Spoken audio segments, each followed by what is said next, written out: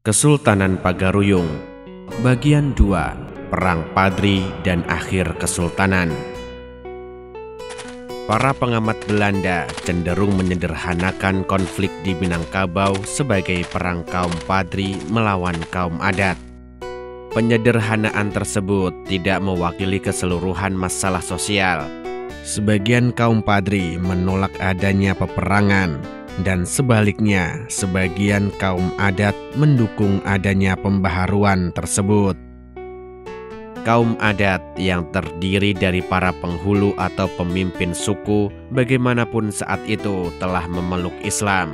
Namun, catatan Belanda tersebut akan menjadi prinsip mereka dalam menafsirkan fenomena sosial di seluruh Minangkabau. Bertahun-tahun masa perang saudara, kaum Padri berhasil memenangkan berbagai medan pertempuran.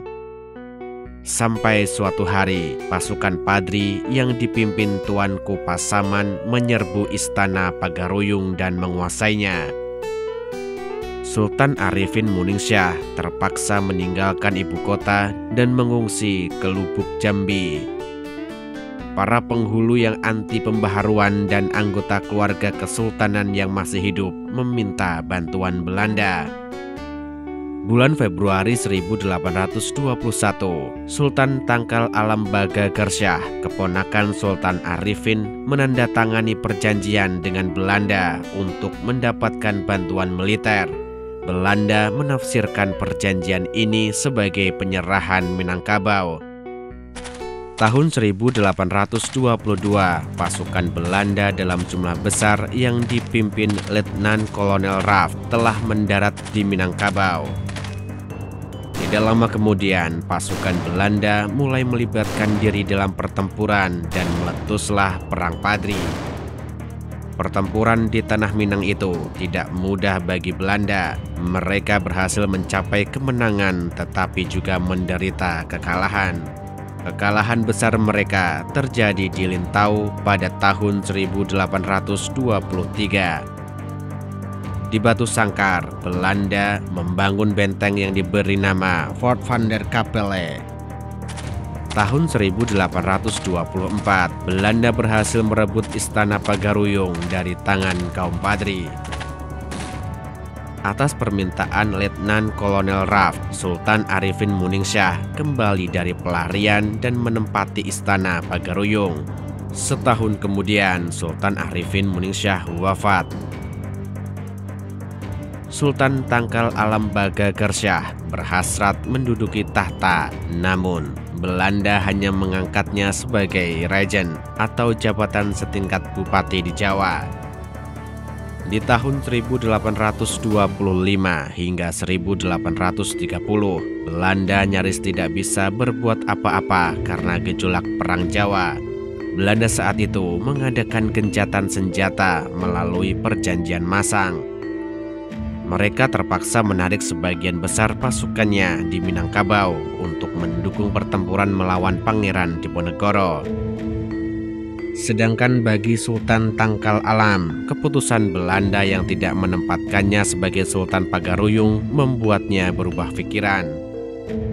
Pada masa gencatan senjata, Tuanku Imam Bonjol berhasil meyakinkan Sultan Tangkal Alam bahwa musuh mereka sebenarnya adalah Belanda.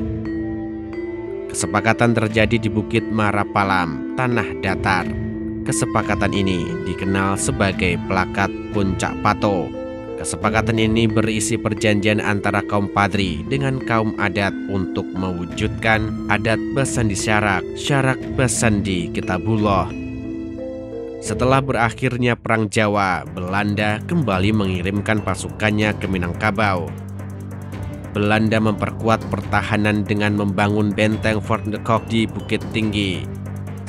Tahun 1833, Belanda berhasil menangkap Sultan Tangkal Alam dalam sebuah pertempuran di Batu Sangkar.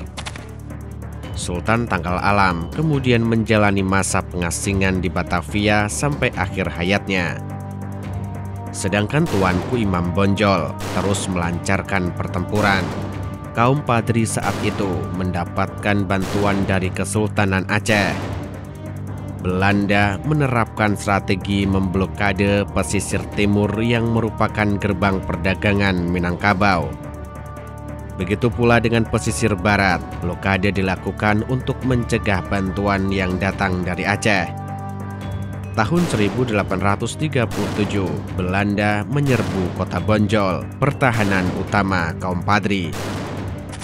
Kota Bonjol jatuh dan Belanda berhasil menangkap pemimpin utama kaum Padri, yaitu Tuanku Imam Bonjol. Belanda kemudian menjatuhkan hukuman pengasingan di Cianjur, Ambon, dan Manado. Tuanku Imam Bonjol wafat di pengasingan terakhirnya. Setelah jatuhnya kota Bonjol, pertahanan terakhir kaum Padri berada di Dalu-Dalu yang dipimpin oleh Tuanku Tambusai. Tahun 1838, Belanda melancarkan serangan besar-besaran ke Dalu-Dalu. Pertahanan terakhir itu pun jatuh. Tuanku Tambusai dan beberapa pengikutnya berhasil melarikan diri ke Negeri Sembilan di Semenanjung Malaka. Perang Padri pun berakhir.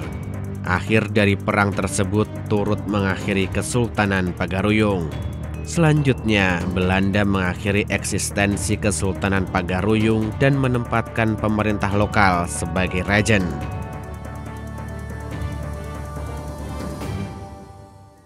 Jika Anda suka video kami, jangan lupa untuk subscribe, like, dan memberi komentar. Nyalakan loncengnya agar mendapatkan notifikasi dari video terbaru kami.